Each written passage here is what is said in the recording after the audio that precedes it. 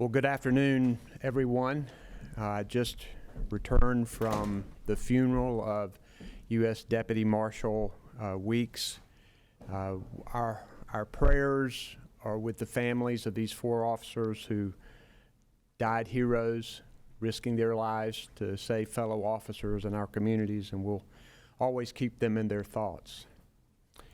But this afternoon, we're here to talk about public schools. And earlier this year, I declared 2024 as the year of public schools in North Carolina because I believe it's critical to highlight the good work being done in the classrooms where more than 8 in 10 North Carolina students learn every day. Public schools are vital to our children, our communities, and really our state's future. But they're at risk because of the refusal of our General Assembly to properly invest in them. Instead of badly needed teacher pay raises and investments in public school students, legislators want to divert hundreds of millions of taxpayer dollars to private school vouchers that even millionaires with kids already in private schools can get. It's especially outrageous that private school vouchers are their #1 priority this legislative session. This latest larceny, and that's what it is on top of the hundreds of millions in taxpayer money they've already siphoned out of our public schools for vouchers. It's shockingly irresponsible. Republican leaders hope that if they play this shell game fast enough, the people won't notice that they're stealing money from our public schools, where the vast majority of our children go, and giving that money to private schools. It won't work, and we're all here blowing the whistle. This week, most of our 1.5 million public school students are starting their final school projects and taking their exams. Our nearly 100,000 teachers are working overtime to make sure that their students are learning. Parent volunteers are getting gift cards and snacks for Teacher Appreciation Week. Our public schools and parents have been heroic in the face of scandalous legislative neglect. I've visited dozens of public schools in the last few months, and I can tell you firsthand they are doing remarkable things for our children. A look at public school successes year after year tell you that. Astronaut Christina Cook was here just last month.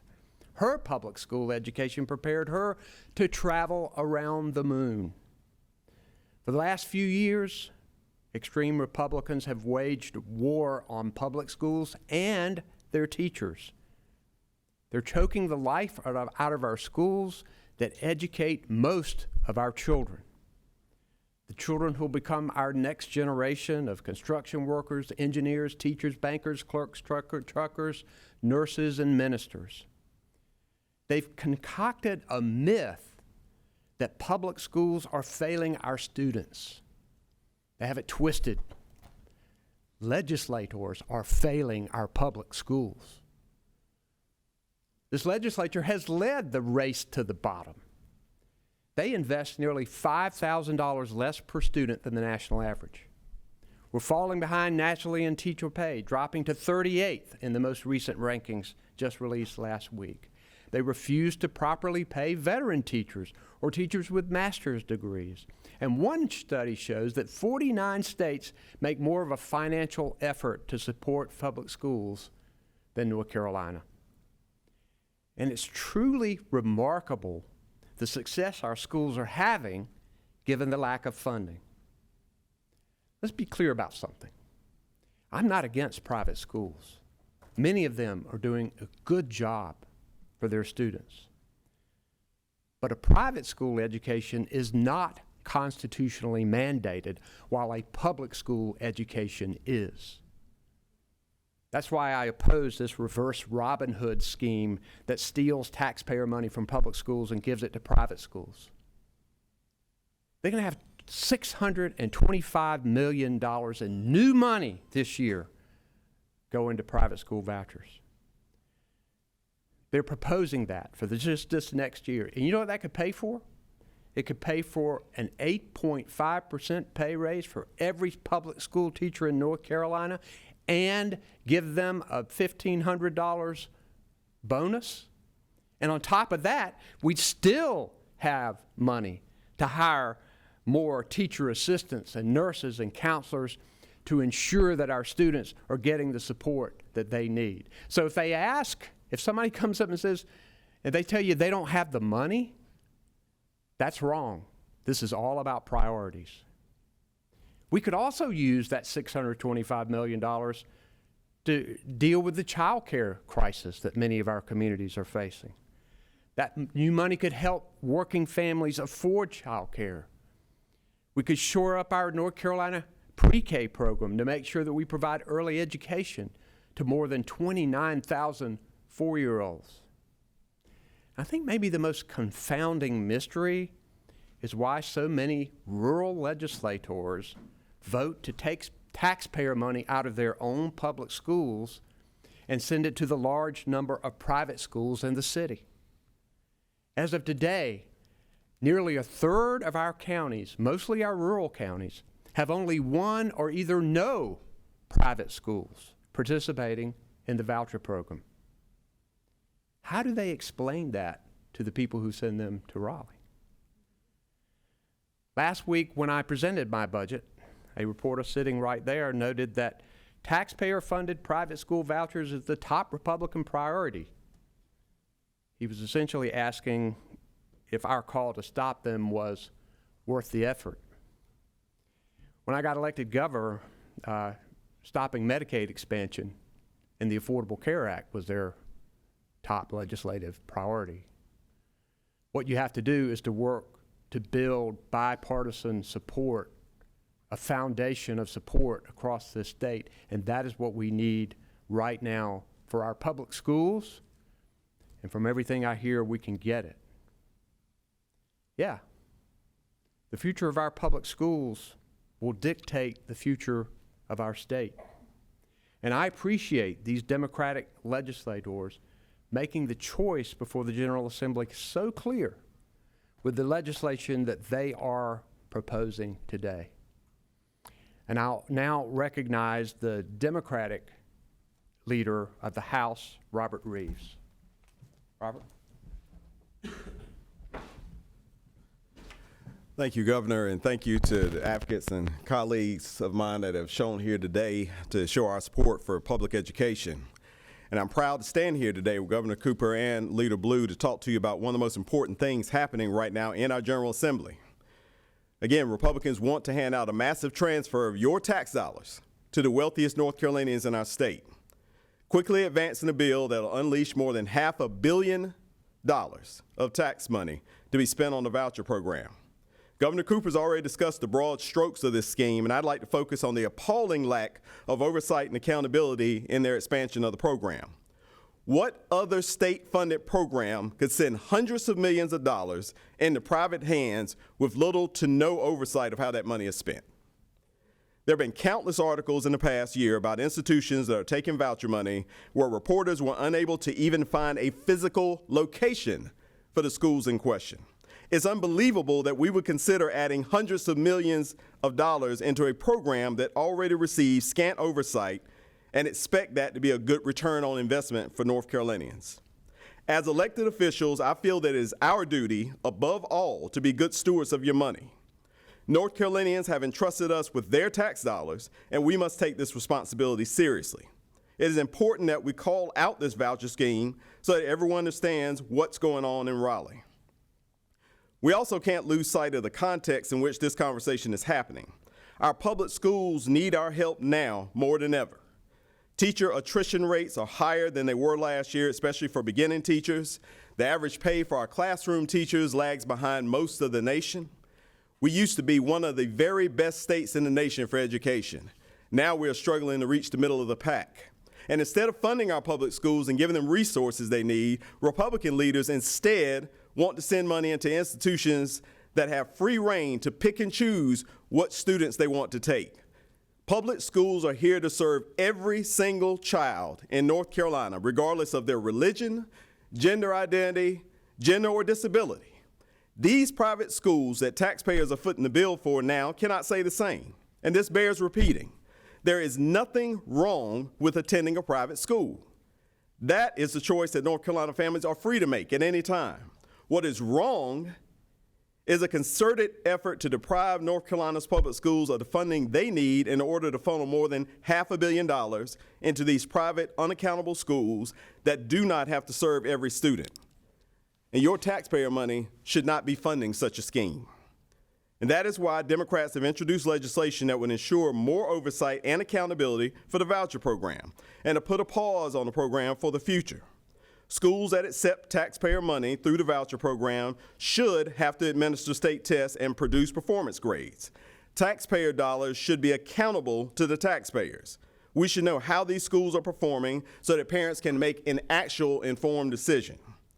They should also be required to serve students with disabilities in accordance with the federal laws that govern our public schools. North Carolinians are not being served fairly when certain schools are available only to those with means, or who look a certain way, or who believe a certain way. Public schools have to serve every child no matter what. This should not be an issue that divides us along partisan lines. Just a few months ago, Treasurer Dale Falwell said anything that is getting a taxpayer dollar needs to be held to the same level of transparency and same level of accountability as our public schools. I don't think that's a controversial statement for him to make, and it's the same thing Democrats are calling for in our legislation. Meanwhile, the Republican leadership here continues to file bills that unfairly micromanage our public school teachers while avoiding accountability completely for private schools. One of the bills they filed last week would require teachers to post every lesson plan online within 10 days of instruction. We know that's overkill. It's a double standard and it's wrong. If they want to scrutinize every last lesson plan, let's do the same for private schools if they're going to be getting this state taxpayer-funded voucher. We still have questions left unanswered by Republican leadership, even as they move full steam ahead with this expansion. Why do taxpayer dollars going into these institutions not deserve the same scrutiny that public schools receive? How do we measure student outcomes when these institutions do not have the same testing requirements? Why should taxpayer dollars go to institutions that can discriminate against which students get an education? I join Governor Cooper and my Democratic colleagues in calling for answers to these questions. Additional oversight and accountability for this massive expansion of taxpayer funding and a moratorium on any further expansion of the voucher program. And I now would turn this over to Leader Blue. Thank you very much, Leader Reives, and thank you, Governor Cooper.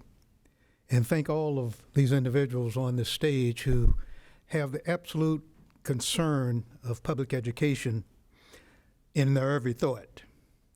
But I think it's critical that we understand where the taxpayer money is going and whether it's being used for student success. As it stands today, as you've heard already, we can't assure parents that their students' private schools meet academic standards or accommodate their students' disabilities or honor their students' individualized education plans. But the Republicans are pushing taxpayers toward pulling another $4 billion into these private schools by 2032.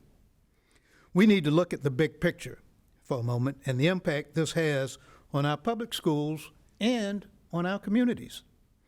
There are 100,000 students receiving private school vouchers in the upcoming school year.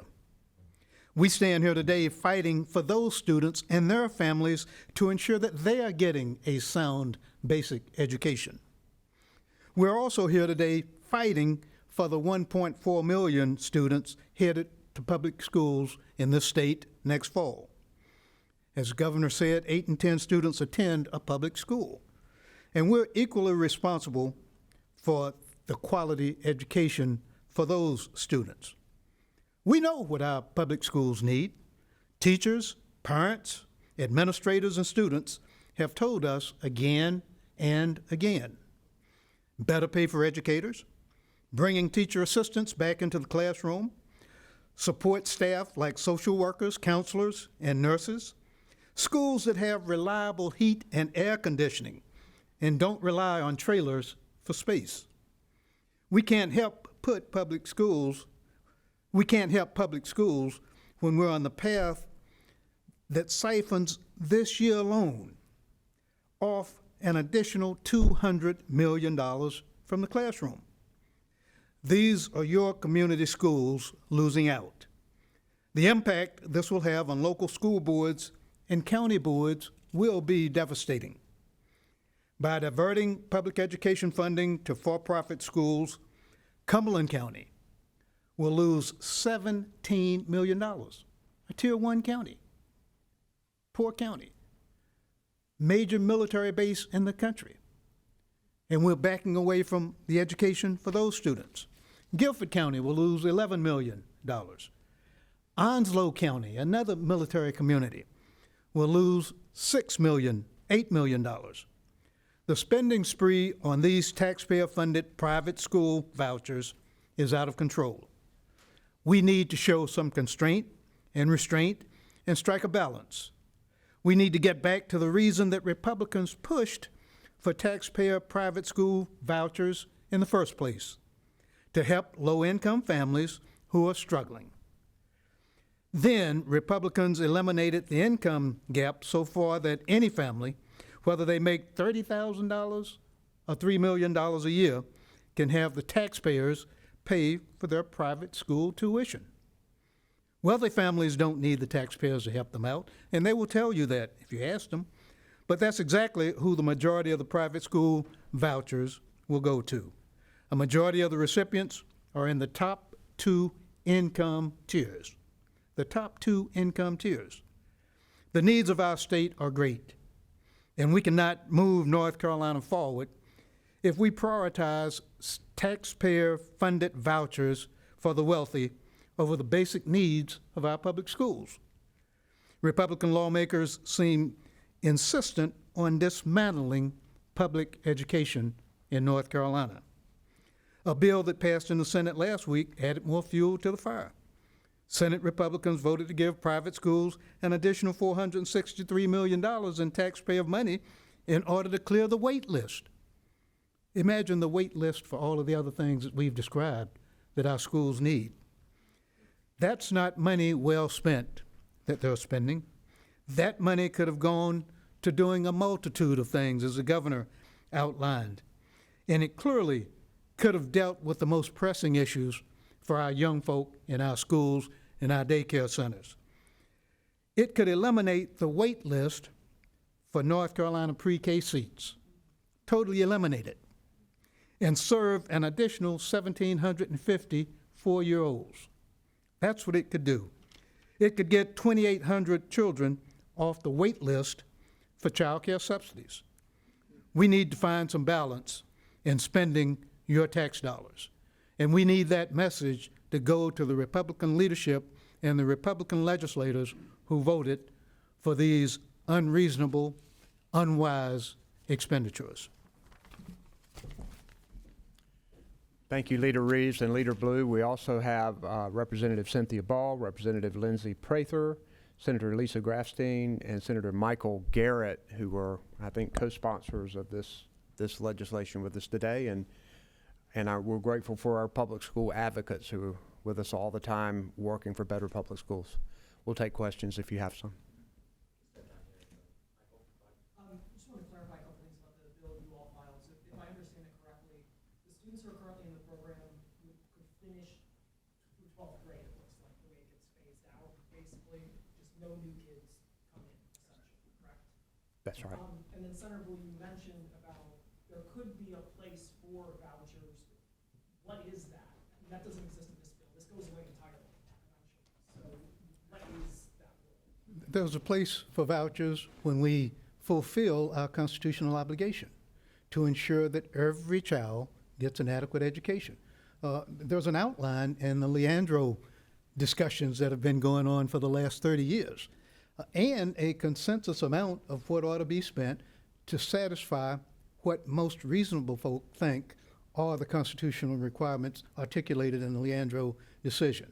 As I said, we care about kids who are going to private schools. We want to make sure they get a proper education too. We can't make them, but even though the Constitution says that we will provide a public education for all kids, if parents choose not to have a public education, we can't make them. But we want them to have the adequate things too, to enable them to learn, because they're contributing as well.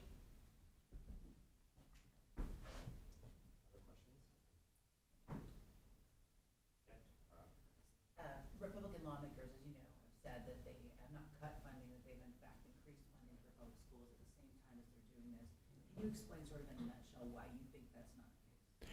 Well, we're falling further and further behind in the national rankings. We are not investing what we need to invest to keep our good teachers in the classroom and to attract more good teachers into our public schools. They're still doing a remarkable job, but we do have the funding to make our school teachers #1 in the Southeast in teacher pay. And it's in the budget that I proposed. This $625 million that they're going to add to already bloated private school voucher funding can raise teacher pay 8.5%, give teachers a $1,500 bonus, and provide funding to hire teacher assistants and counselors and nurses and others to help our schools. That would be significant what we could do with this money. And then what they're going to tell you is that we don't have enough money to do it, and it's because they put this money into private school vouchers and given it to people who do not need it, people who already have their children and can already afford private school.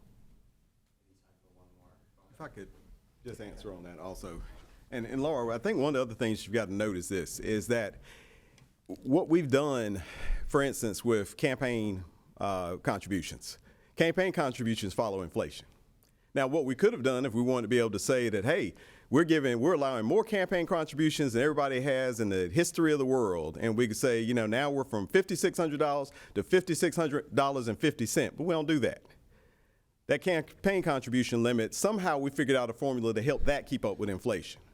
But what we're doing with schools does not keep up with inflation. As the governor said, the key point is, how is it being reflected in the overall workforce?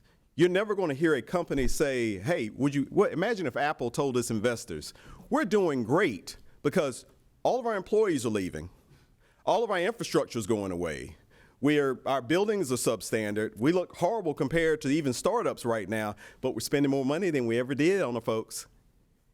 You look at them ridiculously and they'd go out of business. And that's what the argument is they're trying to make. As we lose 30 to 40% of our teachers, the argument they're trying to make is, hey, nothing to do with what kind of money we're putting into schools, and that's ridiculous. I think that Leader Blue is being kind when he talks about the constitutional mandate, because that shouldn't be our aim. That wasn't our aim for being the #1 state in business. We weren't saying we want to do the bare minimum that we can do to attract business here. No, we said we're going all out.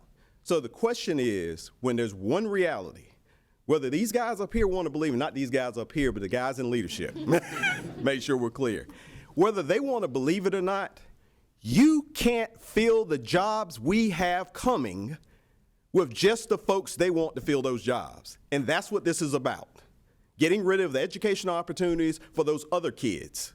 And you can't fill those jobs with that. You can't fill these jobs without giving rural kids an education and other kids that aren't being accepted at these schools in education.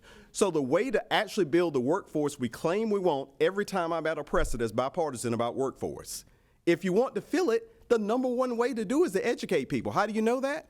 Because every first world country understands that, and we are one of the few states that is going the opposite way. So that's why I would say that we're not really doing what they're saying. Thanks. Last question right here. I know multiple state senators referred to these vouchers as welfare for the wealthy last week. Is that an assessment you'd largely agree with, Governor Cooper? Well, it's clear that when you give money to people in high income levels to keep children in private schools that they can already afford, it's wasting taxpayer money when we have crying needs in our public schools. All right, thank you guys. Thanks.